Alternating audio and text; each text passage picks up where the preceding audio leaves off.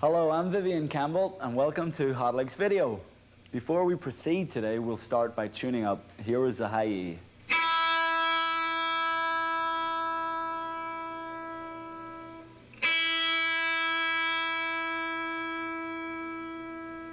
And B.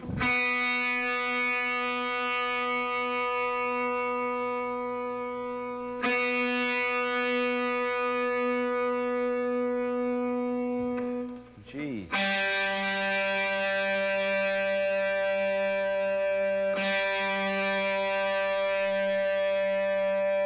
D.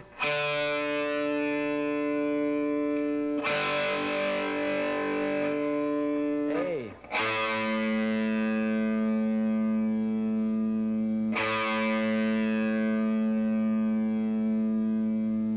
And E.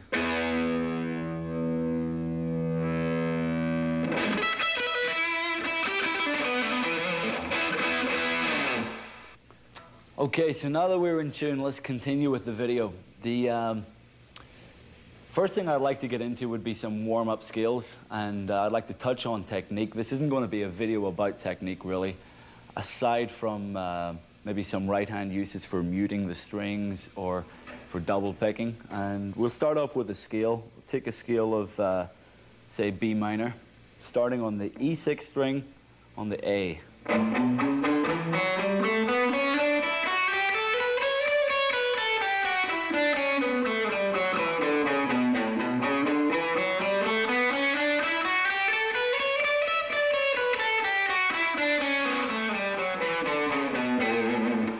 Now, I believe it's important to pick in both directions, both up and down. A lot of guitar players will pick just down strokes, and a lot of guitar players will pick upstrokes, and if you have to choose between the two, if you're one of those guitar players, I would always go for the upstroke because it's always easier. You apply less tension when you up pick as opposed to down picking. If you down pick, you tend to lean in too much to the string and you'll get cramps in your forearm and whatever else, and you'll get a lot of extra string noise. It's really unnecessary. So try just doing a simple scale like this, double picking. Try to start off going on the upstroke and then coming down and alternately.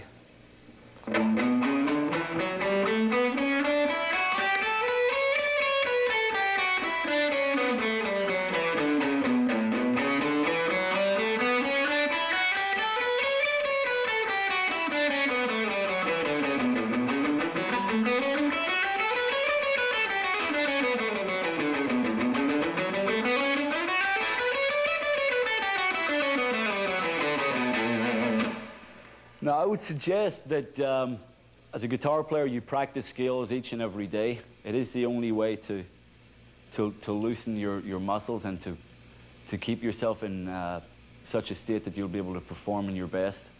When I was with Dio, I used to practice probably 3, 4, 5 hours a day on the road prior to doing the shows, and I just used to play scales like this. And it's incredibly boring. It's the most tedious thing to do in the world, but it is a very worthwhile thing in the long run. Like I say, you should concentrate on your double picking, up, down, alternating as much as possible. Or if you have a tendency to go one way or the other, lean towards upstrokes. Like guitar players like Jakey Lee and George Lynch would tend to do that kind of thing, and it tends to make you more light with your right hand and you don't dig in so much. We'll try doing a scale like that, maybe a little faster, just with upstrokes. Show you what I mean.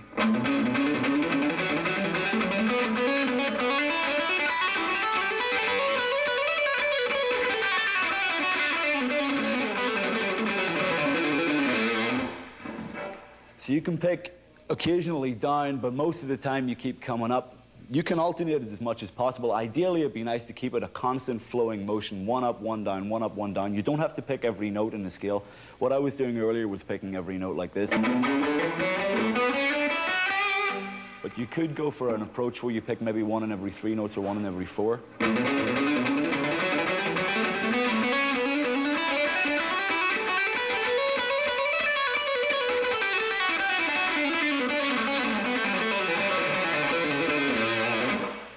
Try that a few times and try and feel the difference between pulling up with the pick as opposed to leaning into it, and I think you'll see that it'll be a lot easier. Also, I would like to recommend, though it's not something that I do as a guitar player, and this is a bad habit, that I happen to lean in with my thumb onto the back of the neck, if you can see that, and that's not always a good thing. It is an easier way to play guitar, but I think if you watch any of the really great guitar players like Jimi Hendrix or Eddie Van Halen, their thumb is always very relaxed over the top of the fretboard, and they would play their scale kind of like this.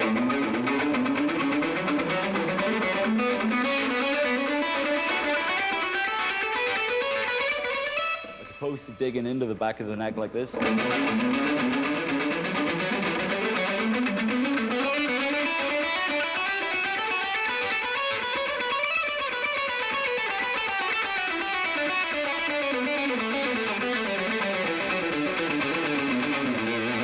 Now, to start off with, it's easier to play fast if you just happen to push your thumb into the back of the neck like that, but in the long run it doesn't help you. You'll find that it's very hard to get from one situation into another, from one lick to get back into playing a chord progression, or to change a lick, or to move up the neck. It's very, very restrictive when you're applying pressure with your left hand, and it tends to make it like you're sticking to the fretboard.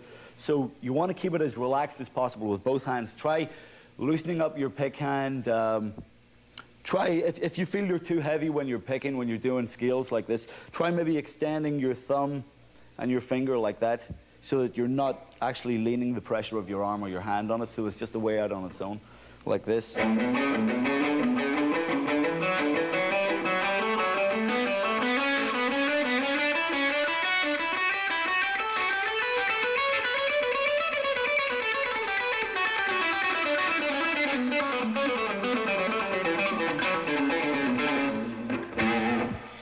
So that's the kind of thing, I mean, if you're not so heavy with that hand and you're not so heavy with your left hand, then maybe you'll be able to flow more and you'll be able to play scales better. Okay, so still on the subject of technique, and specifically the right hand, we'll discuss muting.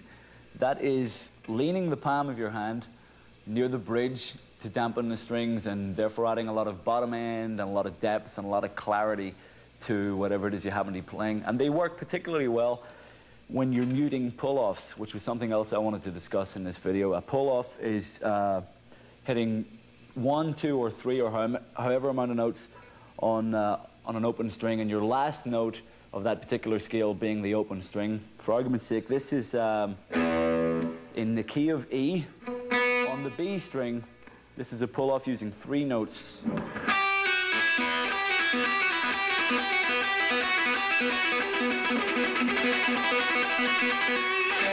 Now the difference when I mute it, you can probably hear it punches a lot more and it's got a lot more drive and more clarity.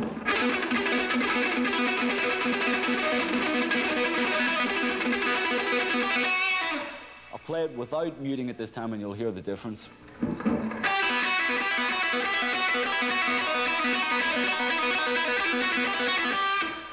Still sounds good, but it's a lot more expansive without muting. If you don't shorten the notes and make them more abrupt, they tend to get very wishy and washy and wispy, and you know, it's the kind of thing that'll get lost when you're playing with a band. So if you really want your sound to cut through, I recommend that you mute a lot when you play solos. It also helps add a lot of feel and a lot of dimension to whatever it is you happen to be playing, be it a chord progression or a scale or a solo or whatever.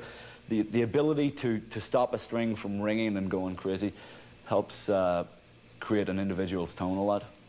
So we're here still on the right hand. Now there's another thing that I'm sure a lot of you have noticed about my style, and that is split harmonics. Very effective. But not when you play them like that.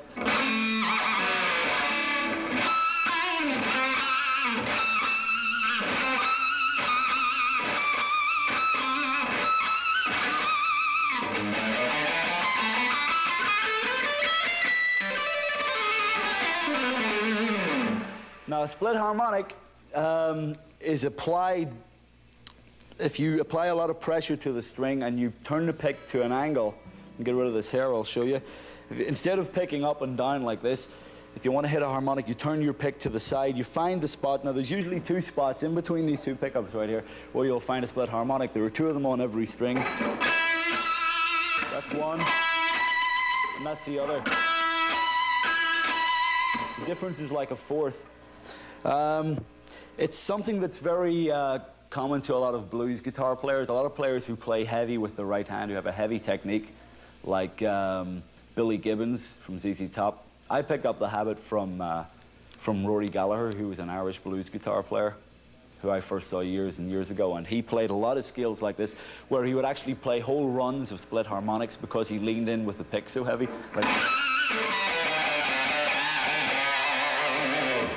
It's something you got to learn to control if you want to use it right. You have a tendency to play far, far too heavy when you do that a lot, and that's something that I was doing myself and something that I'm trying to get away from as a guitar player, and that goes back to the subject of up picking and down picking.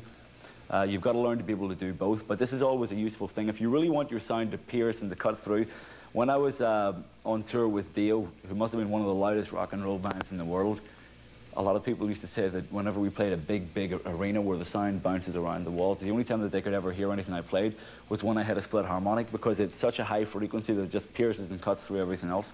So for all you lead guitar players who are frustrated about not being heard because your singer's too loud, you know, split harmonics are the way to go.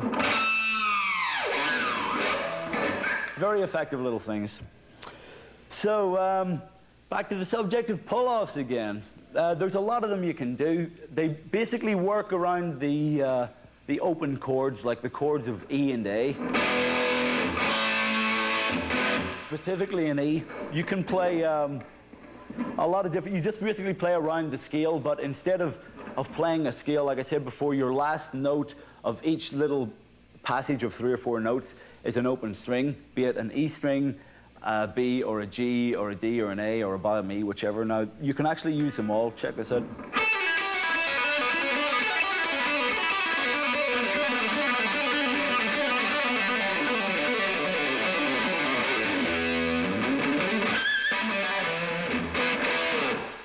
So we'll do it slow. It's on the E string, 5th fret,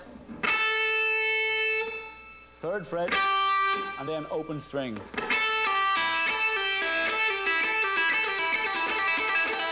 And again, bring your right hand technique in and mute the string so that it doesn't ring and go wild, and it'll be a lot more punchy.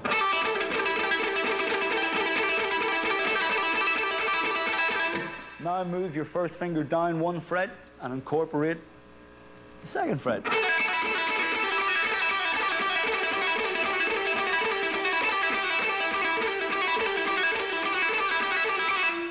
Now we're in the key of E, and you can do exactly the same thing on the B string.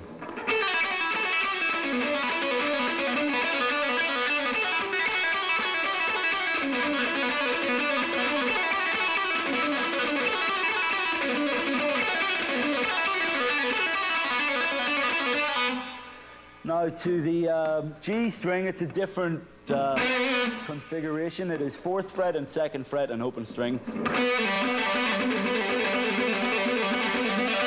It's the same thing on the D string.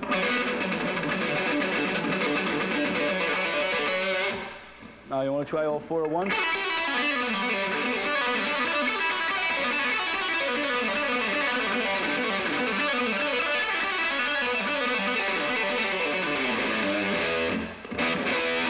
If you practice it, you can do that. Yet again, I emphasize that although I'm not doing it, you should try and learn to do this kind of thing really slow and keep your thumb relaxed and don't apply pressure. It's much easier the way I'm doing it to just apply pressure to the back of the neck like so, because it gives you an automatic pivoting point for your fingers, and it's not so easy, you'll find, if you try and rest your thumb over the top of the fretboard, but in the long run you'll find it more beneficial because you'll have more dexterity and more freedom and the ability to move around the fretboard much more that way. So all of these things I'm showing you, I would suggest that you take 1 a day and really spend a lot of time doing each and every one, because they take a lot of time to get over. As you can see, I haven't even got them yet myself. So pull-offs, you can go right up the neck using the open string. I'll show you how.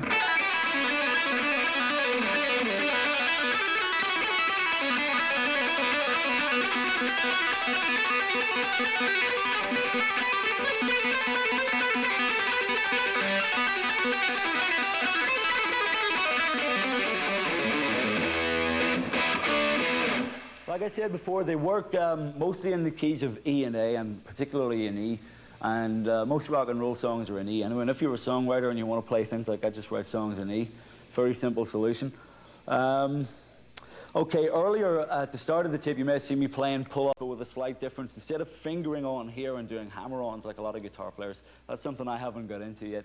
I do it backwards, so to speak. I will do pull-offs, and what I'm actually doing is instead of moving up the nut, which I can't do, I just use my finger to bar and slide up here so that I'm actually creating a different progression every move.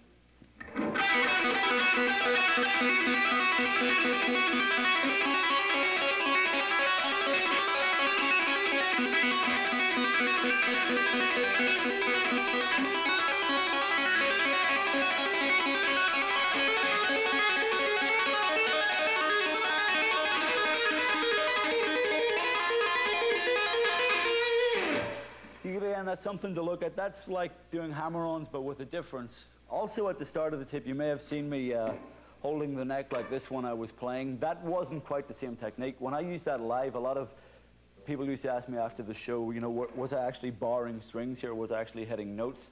And I wish I was, but I wasn't. All I was really doing was muting the strings and stopping them from ringing. And that's an old Jimi Hendrix technique. If you ever saw Hendrix do that, he used to grab the neck and mute the strings and pull it and stuff, and use that to vibrate the strings instead of using his wangy bar. But it's a very effective technique. You could play any sort of little progression. All you're really doing is stopping the rest of the strings from resonating and vibrating and creating unwanted noise. And instead of picking the notes, you're actually just hammering on. If you've got a lot of strength in your left hand and your fingers like I do, then you don't really need to pick a lot. You can get around it.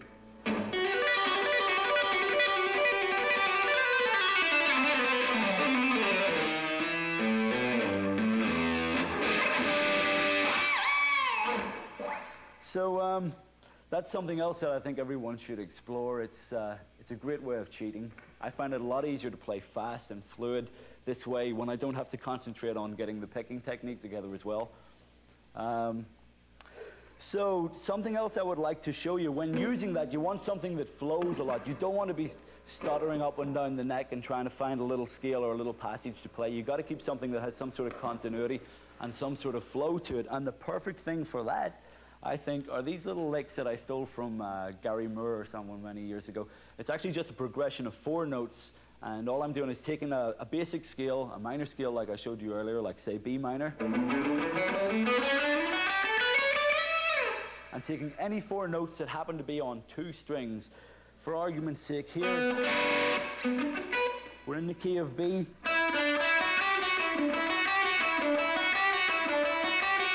Those 4 notes are in the minor scale of B minor. You actually play them in rapid succession, so it's a continual cycling thing. You don't pick every note, you pick twice for 4 notes, so you're picking 1 every 2 notes. I'll try and do it slow if you watch.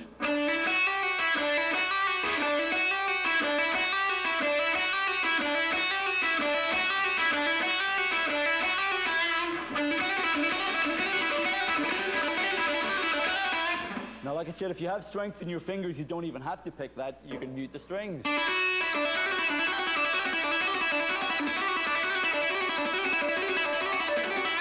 It's a very easy thing to do, and it sounds very effective. And the bliss about it is that you can apply that as long as you know your scale and you know what notes which. You can actually do that all the way up and down the fretboard in whatever key you want, and you can go from one section of 4 notes to another and to another. I'll show you the kind of thing I mean.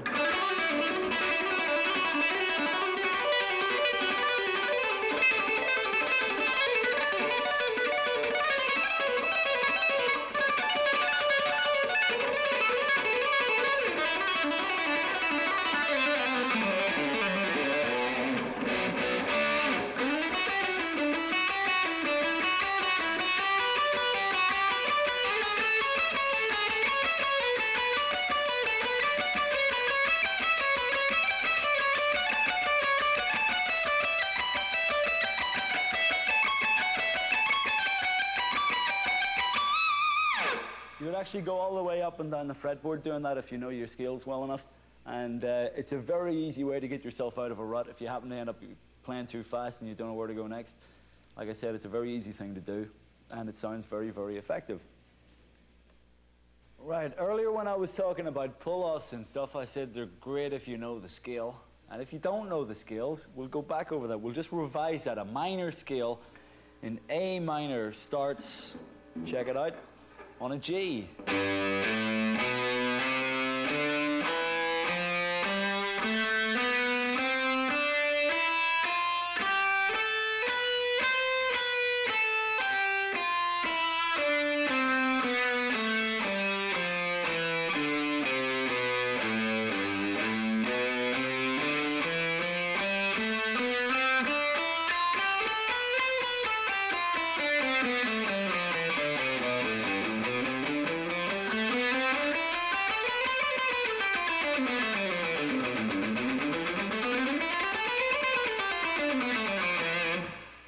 That scale, you can play a lot of those patterns I was showing you, like this.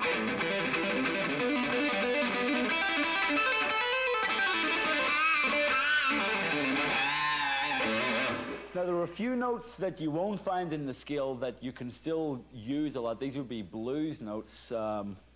There's one in particular, which I'm sure you're all very familiar with. If you're playing an A,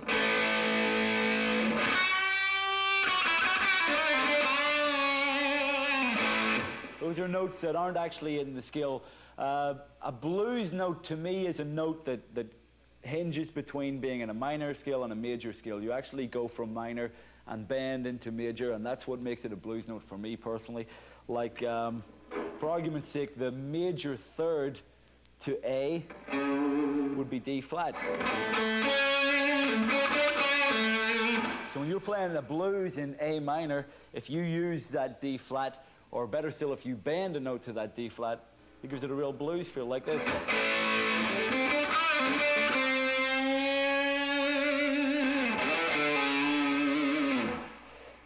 The other note was an F sharp. F sharp is not relative to the key of A minor. However, it is very relative to the key of A major.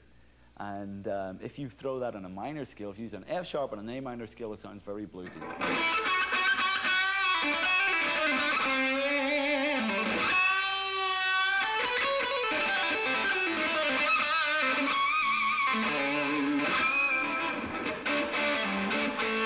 Now these scales I was showing you, this A minor.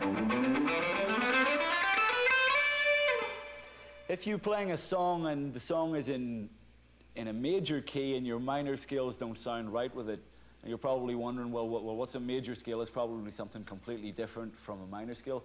And yes, it is true, it's a completely different scale, but when you're playing a guitar, like an instrument like the guitar is a very easy thing to play because it's the same pattern, the same physical pattern, just in a different position, and there are relative keys for minor and major. Like I said before, A minor, you play around the actual A position like I've just shown you.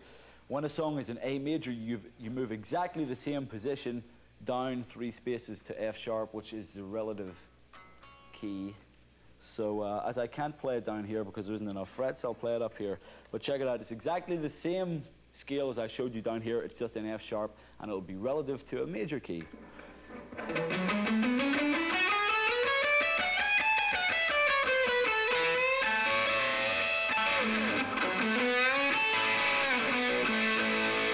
But then again, I doubt too many of you watching this video are going to be playing cowboy songs, so maybe you won't need to worry about that, but it is something useful to know. In a lot of blues songs, really great guitar players can go from a minor key or a minor scale to a major scale and back to the minor again. And this modulation is very, very tasty if it's used in proportion, as long as it's not overdone. A guitar player called Brian Robertson used to be with Thin Lizzy, used to do that a lot. That was a trademark of his. And yet again, another favorite of mine, Gary Moore, does that quite a lot too. So it's a simple thing to bear in mind. There are relative keys to your minors, and though you won't need majors a lot, they are exactly the same scales in a different position, and that's something you should learn. Basically, the rule of thumb is if you want to find the relative major to a minor chord, for argument's sake, A, it's down exactly 3 frets. A flat, G, F sharp. That's the relative minor.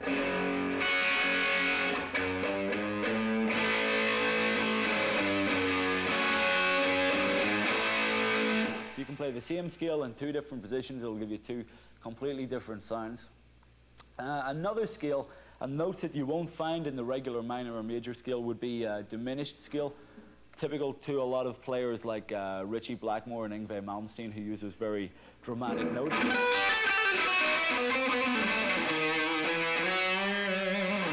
There would be a diminished scale. Staying in the key of A, I'll show you a diminished scale. It actually starts on an A flat, which is very unusual. So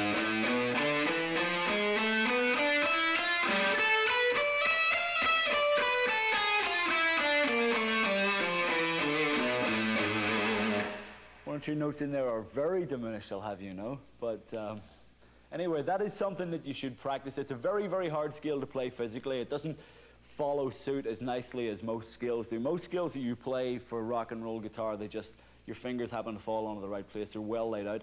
This particular scale is, goes diagonally across the fretboard like that, and it's pretty hard to get up, and it's even harder to get back down, I find. But you should try and build up some speed with it anyway. Try picking every note to begin with, and if you can get away with picking every note, doing up and down strokes, that'll be more beneficial to you.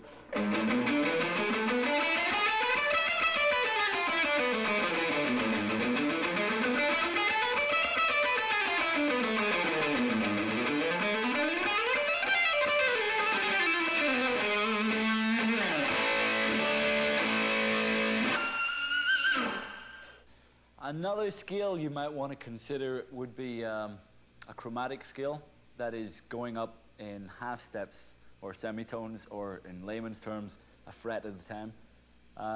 It's very good to build up strength in all your fingers and to evenly distribute the strength. A lot of guitar players have very, very weak pinkies. Well, that's not always a good thing. You've got 4 fingers, you may as well try and use them also. This is just a chromatic scale, just going up all the strings, and yet again, you can also use this to help practice your picking technique, up, down, all the way.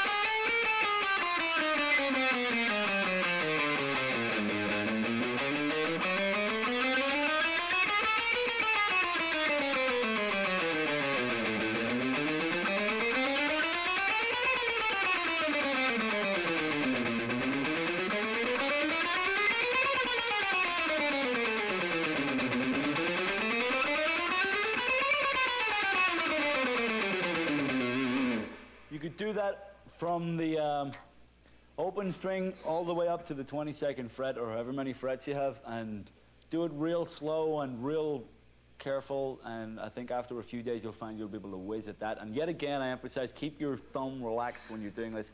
This will be a perfect all-round exercise. It exercises all your fingers. You can do it slow enough so that it'll exercise your picking technique. It's a very even stroking technique. It's 4 on every string, 4, 4, 4, 4 on all 6 strings, and then back down again. And you're moving up 1 fret at a time all the way. So it's a very all-round exercise, and it's something I used to do a lot. And judging by the way I played that, it's something I should do a lot more. So now another thing, when you have strength in your fingers, you can get a lot more feel and a lot more technique into chord playing as well as solo playing. An example of this would be to be able to vibrate and to be able to really shake a chord. There's not a lot of rock and roll guitar players nowadays who do that because they have very sterile techniques, and they tend to not even play full chords. A lot of guitar players who play bar chord positions will just play the 1st and 5th and the 1st again. They actually don't play a whole chord. So which is well and good, but it can get very repetitive. If you don't have any chord voicings or any different ways to orchestrate a song, it gets very, very redundant and repetitive, and that's a problem that a lot of rock and roll bands have, is they write songs that sound very similar because they always use the same chord techniques. So strengthen your fingers by using that chromatic scale exercise, and you'll be able to vibrate strings and play chords of 2 notes in different voicings and really get a lot of feel into them like this.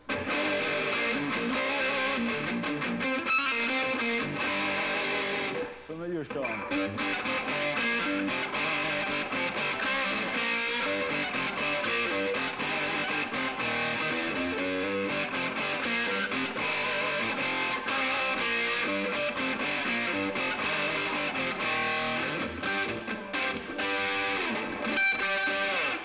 So I could actually vibrate. I could play 2 strings at a time and really shake them and really vibrate them, and even again apply the technique of split harmonics, which sounds really cool on a chord and not just on single notes. Or another thing that was very common to my style of playing with Dio was to bend 2 strings a full tone at once. Instead of just bending 1 string, bend them both.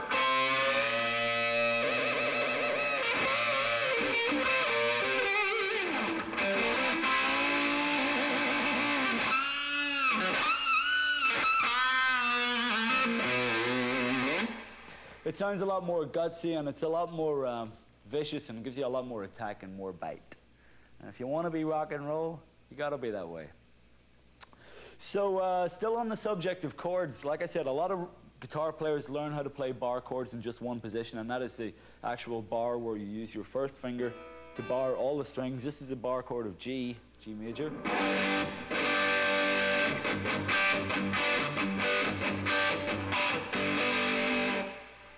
Not so many guitar players nowadays use what is called the choking technique, whereby you use your thumb to play the root note on the bottom E string, like this.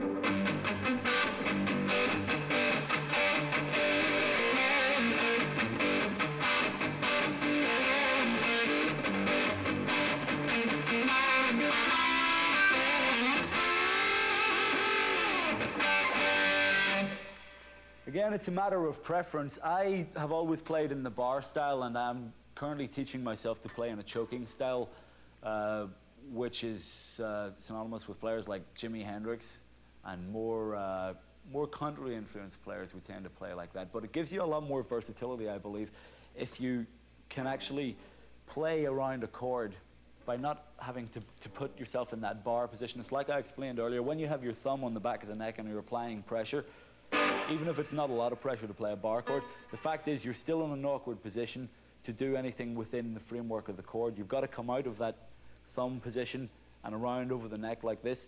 If you play in the choking style,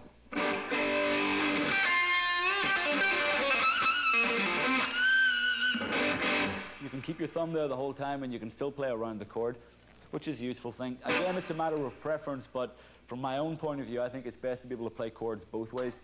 It also gives you a chance to be able to voice chords better. I've found that getting away from hard rock and roll a lot, where you just play first and fifth in your chords. If you want to play a different chord, like this kind of chord, for example, whatever it is. More jazz-style chords or different chord voicings than you would normally play in a heavy metal or a rock and roll band. It's very hard to get into that habit of playing like that if you've been playing bar chords all your life, because you cannot play, you cannot successfully move from one jazz chord variation to another when you have your thumb pressed on the back of the neck. Like I said, it has to be a much more relaxed style, and therefore I emphasize again to try the choking style, and to always try when you practice, be it chord scales or whatever, to try and keep your thumb relaxed and keep your thumb that it's not working, and so that it's feeling no pressure.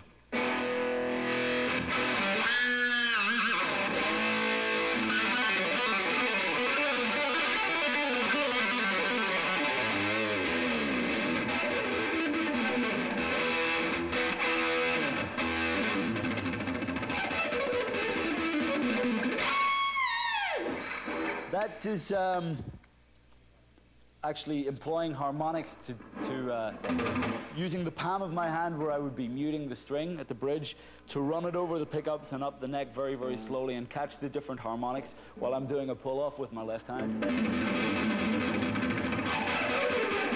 Works better on the A string. I'll demonstrate it there.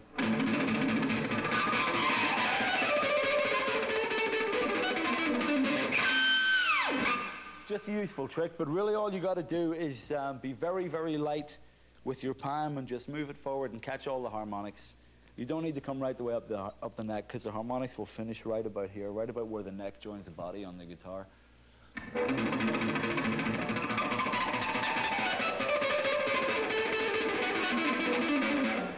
If you practice this well and you're real light, you can do it on all the strings. It's much harder to do on the thinner strings.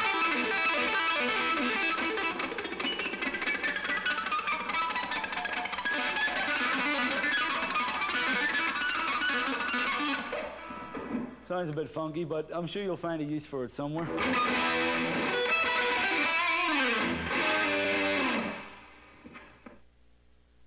Okay, I'd like to talk some more about right-hand techniques, specifically being funky, hopping around a lot more, being more chunky, I guess, with your right hand. A lot of guitar players are very sterile and very clinical, and they only use their right hand for picking, and they don't actually apply any soul to whatever it is they happen to be playing.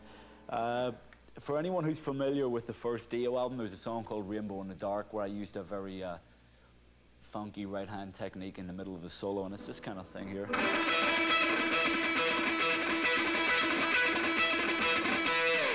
All it's really like is just keeping it springy and keeping it washy and choppy, and it's a very rhythmic kind of thing. I'm a very rhythmic guitar player, and if I wasn't a guitar player, I'd definitely be a drummer or a used car salesman, one or the other. So, but it's, like I say, it's a funky kind of thing. It's not to everyone's taste, but it is something that I would recommend that a lot of younger guitar players get into, because it gives you a much more rhythmic approach to your playing, and like I said, you're not so clinical, not so sterile. You can jump around a lot. You can do this kind of thing.